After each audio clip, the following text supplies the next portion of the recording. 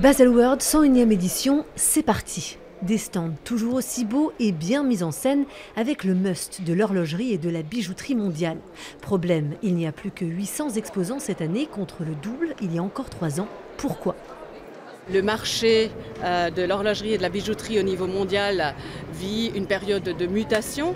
Il y a de moins en moins de marques au niveau mondial et c'est ce que nous voulons, c'est ce que nous devons refléter dans le salon. Nous avons eu deux solutions. L'une aura été l'expansion, l'autre la concentration. L'idée d'opter pour la concentration. Voilà pour la version officielle, mais dans le monde de l'horlogerie, on parle plutôt d'une désaffection des exposants due, entre autres, au coût prohibitif des stands. Après des années, je dirais, d'arrogance et de démence financière, il y a certains stands dans les grandes halles qui ont coûté jusqu'à 15 millions. Donc les marques ont investi des sommes énormes, n'arrivent plus à les rentabiliser pour la présence, parce que forcément, il y aura moitié moins de visiteurs. Et ceci, avec des pratiques commerciales un peu douteuses, un peu arrogantes, et les gens s'en vont.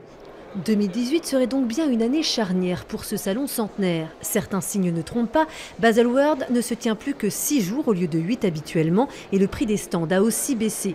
Ce grand horloger alsacien payait son stand près de 400 000 € par an, un coût qui a chuté de 25% pour cette édition. Pour l'instant, lui a besoin de Baselworld pour se développer à l'export, mais comme les autres, il s'interroge. C'est légitime de se poser des questions, puisque 50% d'exposants en moins, on se posera la question de savoir est-ce que les visiteurs intéressants vont venir. Donc ça, on pourra le savoir après, à la fin de l'édition. Et si aujourd'hui encore Baselworld est le plus grand salon horloger du monde, d'autres tirent leur épingle du jeu comme ceux de Hong Kong ou Genève. L'incertitude règne donc pour l'avenir.